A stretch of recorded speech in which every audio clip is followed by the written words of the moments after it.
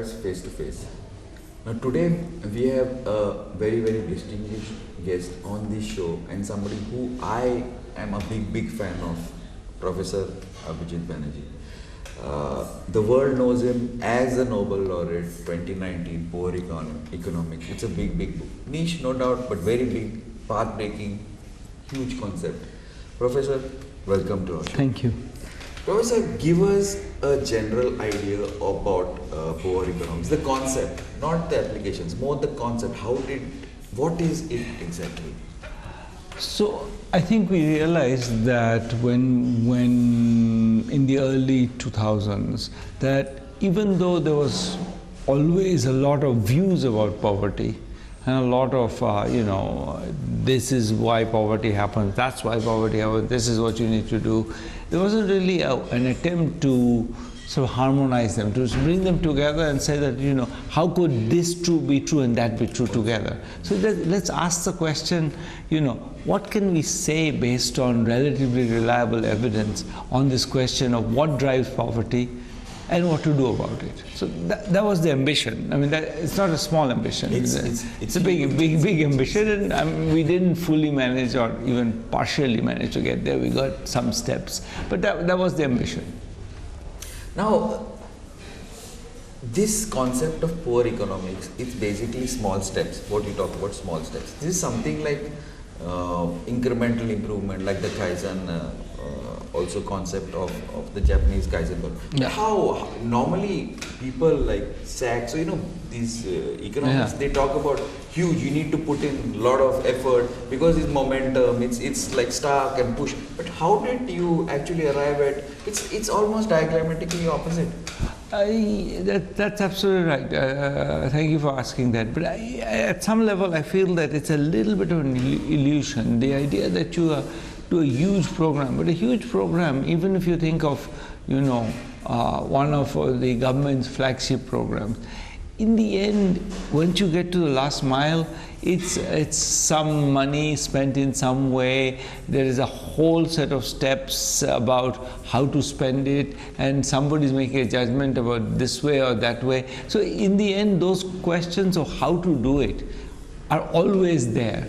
So if you think of, I often give the example of saying, so we have this debate, should we have a market economy or not? Sometimes I feel that even those debates miss the point that a market economy is only a market economy because certain institutions work in a particular way. And those institutions are micro institutions. For example, what is the debt resolution procedure? What's the, who has rights? What kind of rights when as the debt falls late? What kind of rights, what kind of bankruptcy procedures do we have? During the bankruptcy, do we have Chapter 11, which allows a lot of flexibility, or is it more like Chapter 7? There's all these details that sort of live inside every market, but once you accumulate them, you have very big differences. The resolution of bank, I think some Andre Schleifer at Harvard and some others did a survey of, if you just take the legal set of steps to take a debt that's in dispute and go to some resolution, how long does it take? And it can take 2 days to 280 days. And it depends on, there's not even and that's in the world where the courts actually work. Then there is a question of, do the courts work? Have we appointed enough judges? Is there enough money there? Is it the case that the judges are going to retire tomorrow and therefore they're not going to come today? There's 100 other steps. So every one of those steps, giving the right career incentives for the judges, getting the judges to show up on time, every one of those things, getting the, half of these people, just lawyers, forgive me, you're studying law, go for adjournment. Go for adjournment. So every time, all you're doing is getting an adjournment, and that's your job in a sense. sense you know your client is guilty, but somehow the process of adjournment buys you another 5 years. Maybe we die before that. It's literally that. So there's all these things are not happening they are all, if you like, micro steps. We could stop that. We could say that only 10 adjustments maximum. Most governments are moving to that. Most states are moving to that. But I don't know about the implementation. But still, you could imagine making it binding. That there's no way to avoid 10th adjournment. Done. If you're not ready, then that's it. We drop the case. It goes back to the docket. You could do many things. Each of these decisions has to be evaluated, understood. Somebody has to think about it. And that's my point. My general point is that in the end, this is a false debate. We always do micro steps. When we improve the market economy, we're not really, mostly we are just deciding exactly at the margin what kind of market economy we're going to have, what's a priority for us. And in that sense, I feel that this question of should we do one big thing? When we say we'll do a big thing, we do many small things. Yeah, actually, because I don't know, the logic from when you're young, right? It flies in the face of that. If you're when you're young, your parents will say, take baby steps, take small steps. Okay, ultimately they want you to become something. Yeah. But the issue, especially suppose in a place like India, you put in crores and crores of money. Like say for example that whatever the security. Not food, what the BPL schemes and all that. So much of money comes in. This is something that you all have done in your research. But ultimately, out of say 100 rupees, how much actually goes there? So if it is a small step, you feel, according to your research, that it would be better that you would do it family to family, village to village, check it. Maybe. Actually not sort of, I'm using the idea of small step in a slightly different way. So I think all programs, even take the Food Security Act, which is I think now 75% of the population are entitled to rice and wheat at some price, etc. You think about that, it's a massive program. Huge, yes. I think that what is challenging, and I think the implementation of it, to be honest, has improved quite a bit. Yes, over the years. Now it's much better than it was even 10 years ago. So because the banks and direct with the food security, I think it's more that there is now much better systems of checking what's happened to the food. They have improved. However,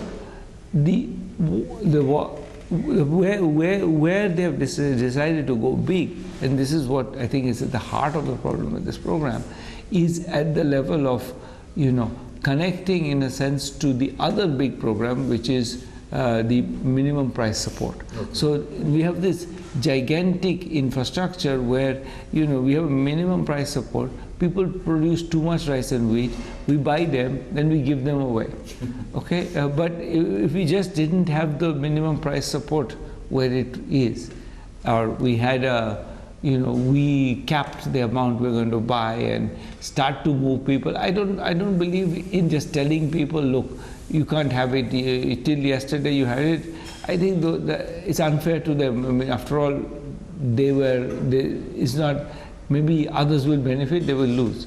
But you could start a program where you say that, look, in 10 years, we're going to stop this program.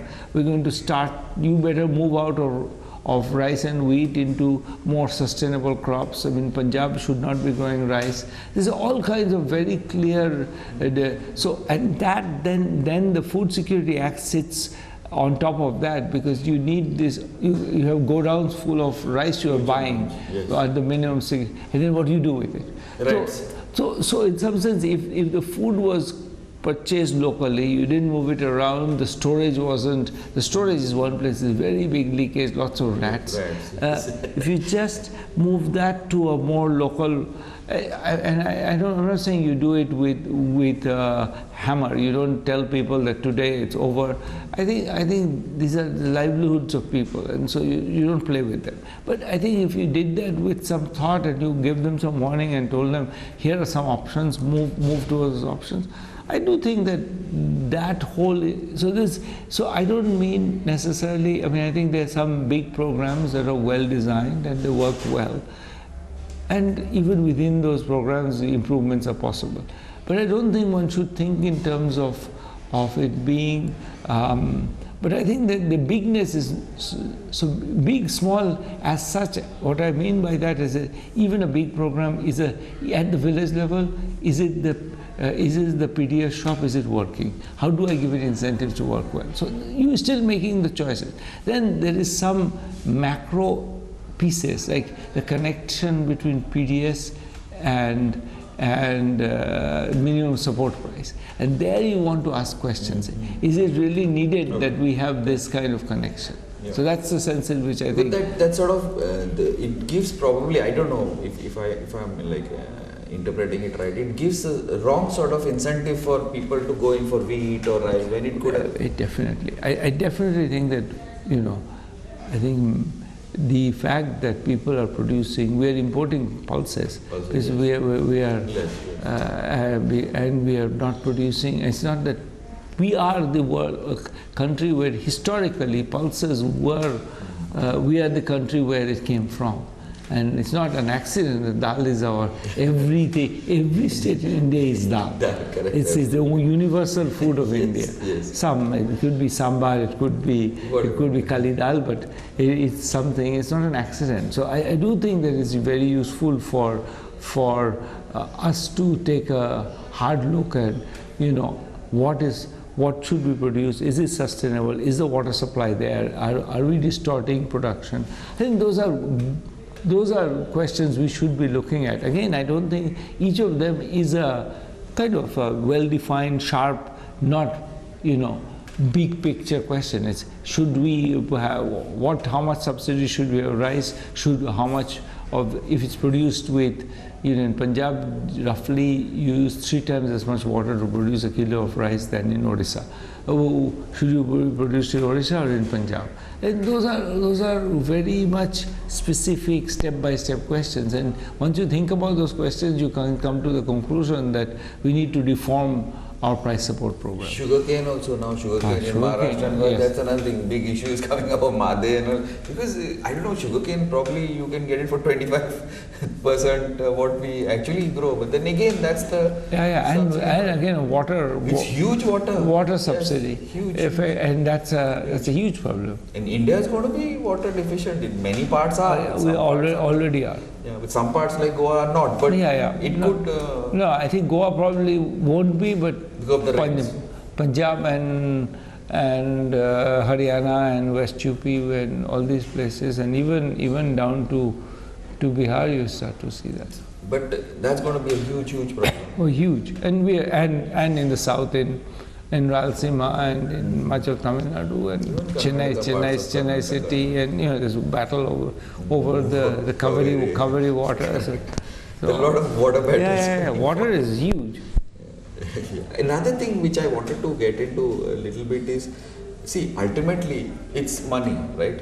Yeah. Everything is about money. So how to get money into the the cheaper? I'm talking about basically microfinance. Let me little bit disagree. I think there's some things that are not money. I think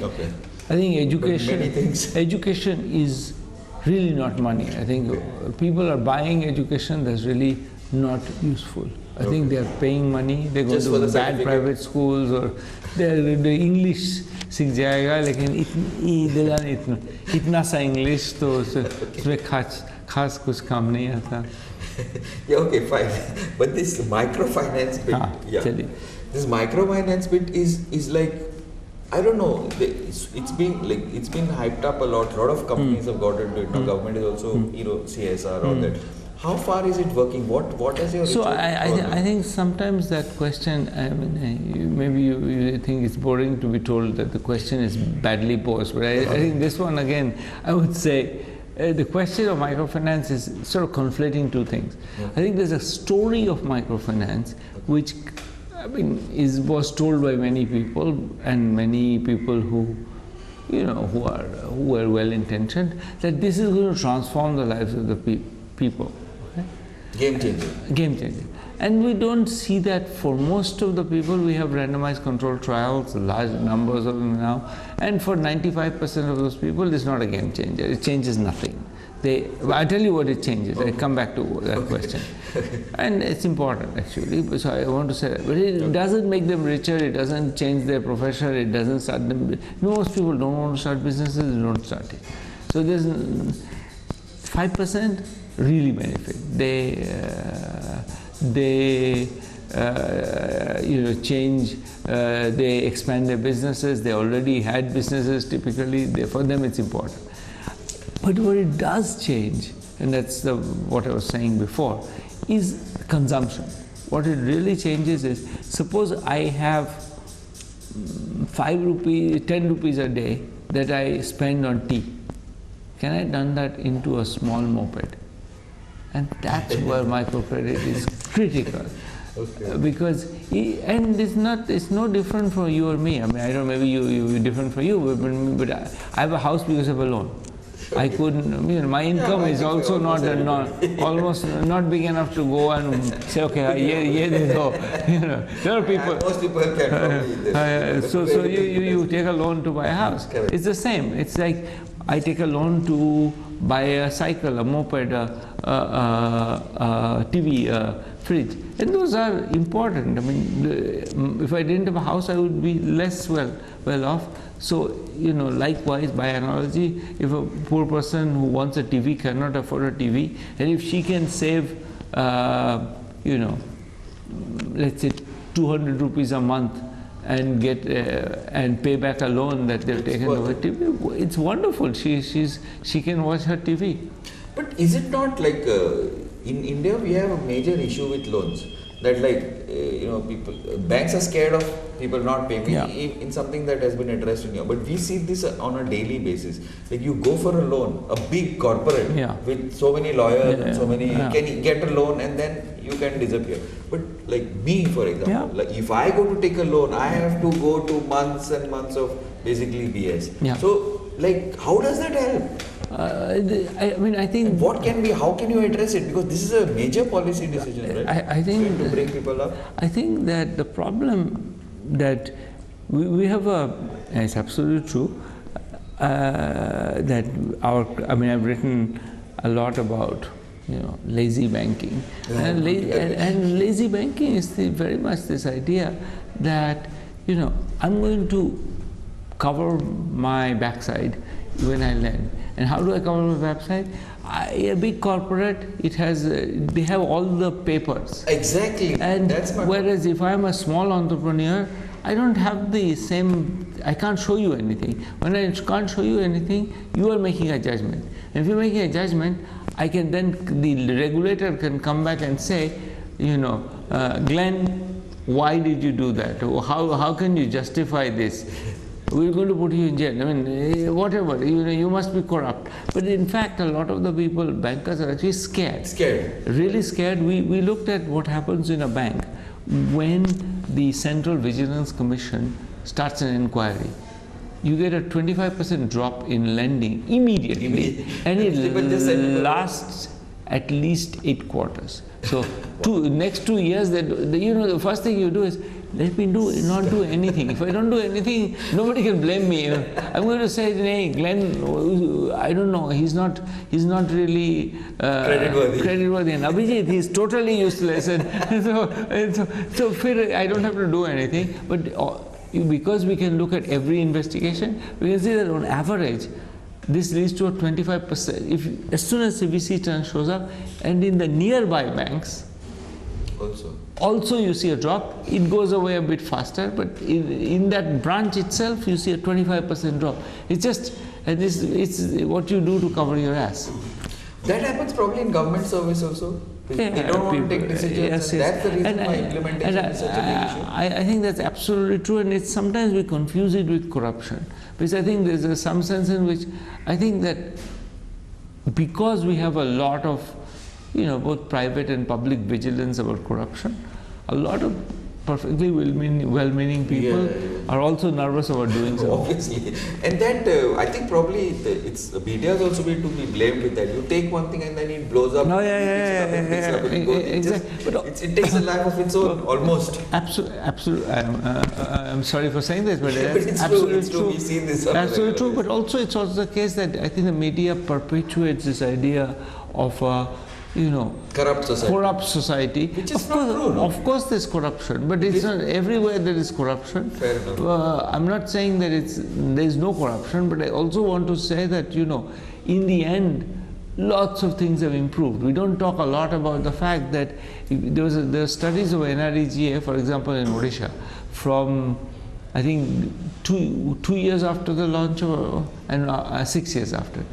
2 years after, about 50% of the money that is reported to be paid, so you have these muster rolls which say reported to be paid, and you can match them with household surveys and say it says on the muster roll that Glenn got the money.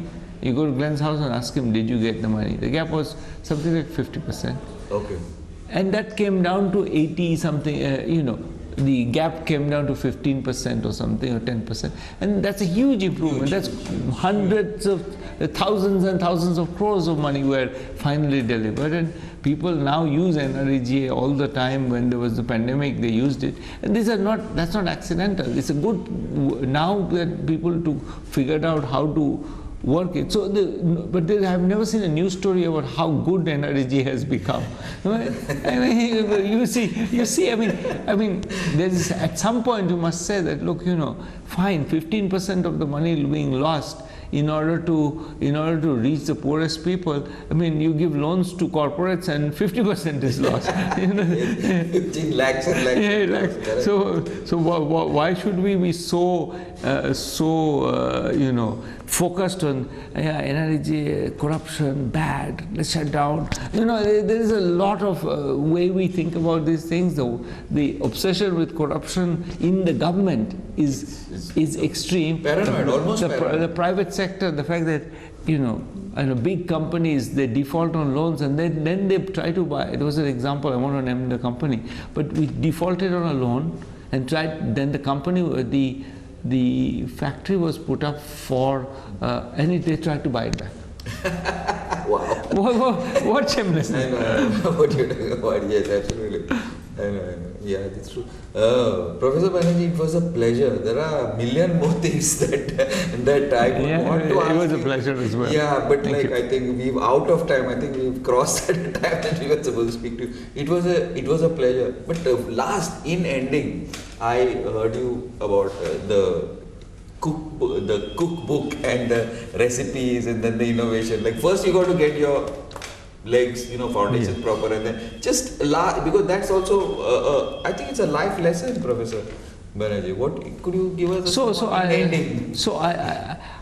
One of the a message sort of. I wrote a cookbook called Cooking to Save Your Life. The idea of this title was the American expression, I can't cook to save my life. Correct, okay. And this point was that everybody can cook. The main problem with a cook who is we think that it should be instinctual. We don't actually realize that everything is a technique. You have to learn it. You start to program a computer instinctually, you're going to get nonsense. So let's respect cooking is the same thing. It's a protocol. Life is like that. And then you get better at it and you can relax and you can say, I know this. I can write this piece in R without looking at the manual. And the cooking is the same thing. You start with the manual. You follow the manual, and then once you follow the manual long enough, you can say, okay, I can do this. I don't need the manual. I can change it. Mastery comes from being true to the process at the beginning. Once you understood the process by being true to it, then let your creativity flow.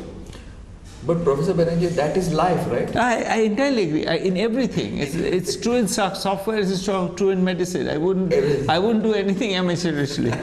Absolutely. Thanks, Professor Abhijit. Thank you very much. It's been a pleasure, my honor to Mine talk as to well. you. Thank you. Thank you. It was Professor Banerjee, one of the people that I really look up to. And it was a pleasure that he actually took the time out to talk to us. Thank you again. Thank you. Thank you. And keep watching Goa 365.